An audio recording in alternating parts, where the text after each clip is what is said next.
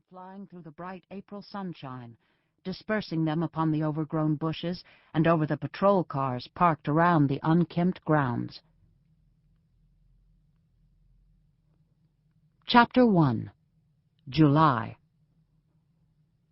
Honey blonde hair fell across Amy Stedman's small heart-shaped face, and she tucked a strand behind her ear in an absent-minded gesture, while her other hand doodled on a scratch pad, where kittens and puppies romped in a meadow strewn with stylized flowers.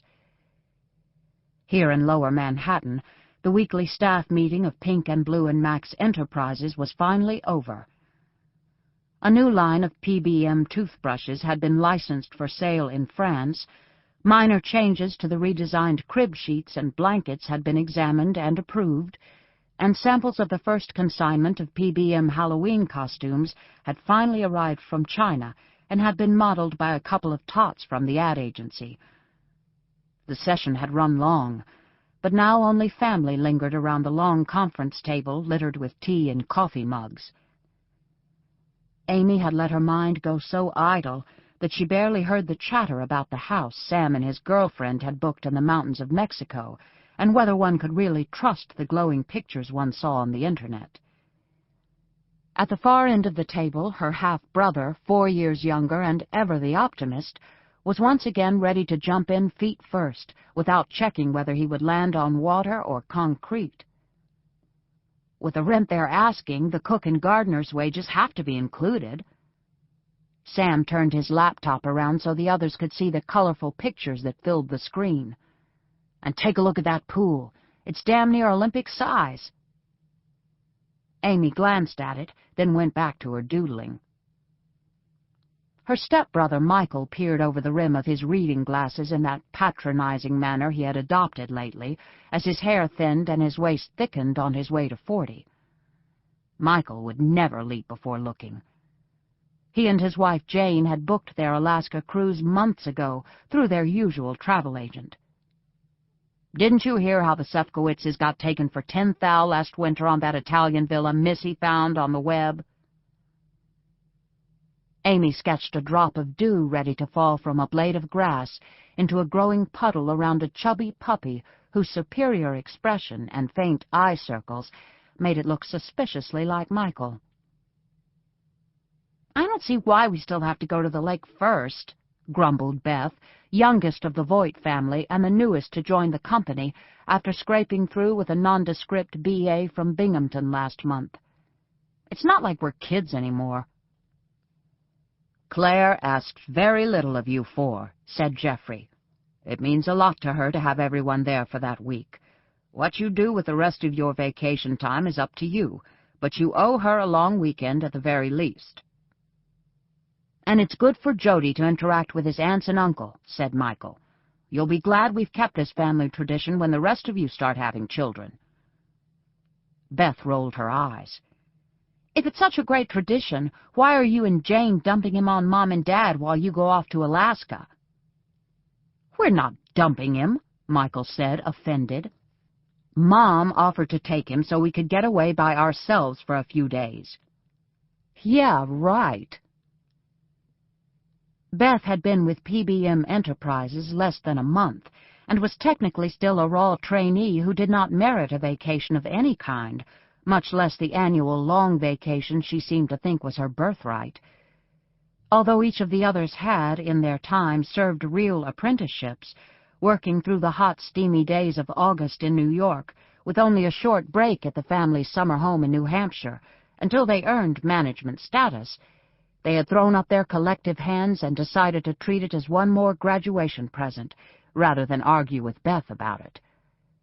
Besides, so the family reasoning went, if it got her away from that creepy jazz guitarist she had recently picked up down in NoHo. When Eric tried to give brotherly advice, she had acidly told him, "So he doesn't have a rich grandmother. Not everybody has your luck, Ivana." Time enough to sit Beth down and teach her the facts of adult life and adult responsibilities after Labor Day, when summer was over and everyone was rested and refreshed. "Spain, is it?" asked Michael. "Or Mexico," Sam says I can come crash on them till I hear if my friends are going to stay in Majorca or head on up to Amsterdam. Michael was appalled. You don't have your tickets yet? Do you know how much it's going to cost you? Beth shrugged. I met a pilot last winter, she said vaguely. You could always come with us, said Eric Stedman, well knowing her reaction to such a suggestion. Amy and I plan to walk another leg of the trail this year. He had been watching Amy's pencil as it wandered almost aimlessly back and forth across the pad, cross-hatching shadows here, defining a blade of grass there. In the 5 years he had known her, he had come to realize that his wife's doodles were a window into her unconscious. The tussling animals probably symbolized her siblings, who really did squabble like cats and dogs at times. But what of the small reptilian head to which her pencil kept returning? A head Eric had not even noticed until one casual pencil stroke revealed a pair of eyes, there in a tuft of meadow grass. A lizard? A turtle? Or did she sense a snake in the grass lurking, half-hidden, somewhere in or near the family?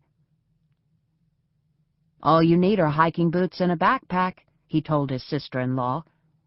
Not in this lifetime, said Beth.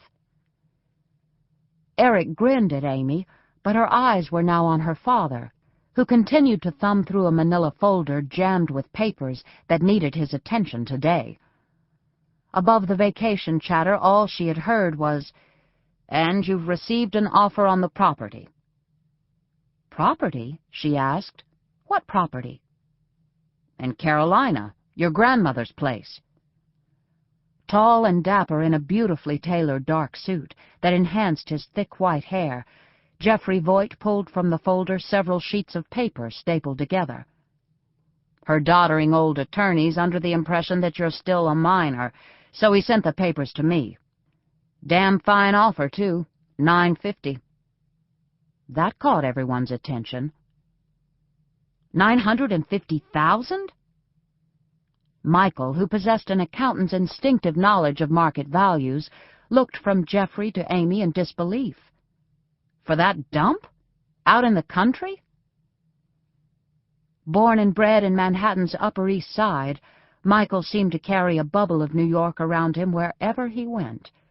Insulation from the world's less favored places, be it China, California, or in this case, a run-down farm in eastern North Carolina.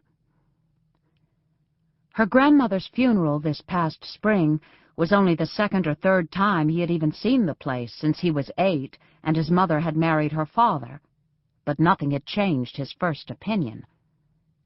Amy herself was barely 4 when her father took them all down to introduce his new family, and they had not actually stayed in the house then, yet she still remembered Michael's disdain for the admittedly somber old farmhouse and the nondescript acres on which it sat. "No wonder your mom offed herself," he had said. Words incomprehensible then, and therefore burned into her memory forever. Did he remember? She wondered now, wondered, but would never ask, because asking would open the door to his own questions, and all her life she had shied away from those questions. At least Michael had managed to keep his disdain in hand during the funeral. But then Michael did everything correctly these days. Married to a high-minded woman and the father of a 10-year-old himself, he had been punctilious in his show of respect for the woman responsible for the creation of PBM, the woman whose imagination and talent gave them not only their daily bread, but the fine wines they drank with it. "Who in hell is crazy enough to want it?" he asked. "It'll cost $250,000 to whip that house and grounds into shape." "They're not buying a house," Geoffrey Voigt said dryly as he handed Beth the papers to pass down to Amy at the other end of the table. "They're buying a commercial location. The house will probably be bulldozed. The state's building a new interchange there on I-40, and the farm is a prime site for a new shopping mall." "Hold out for $1 million, then, Amy," Sam advised her with a grin. $1 million? Oh, wow! Beth skimmed the short cover letter enviously before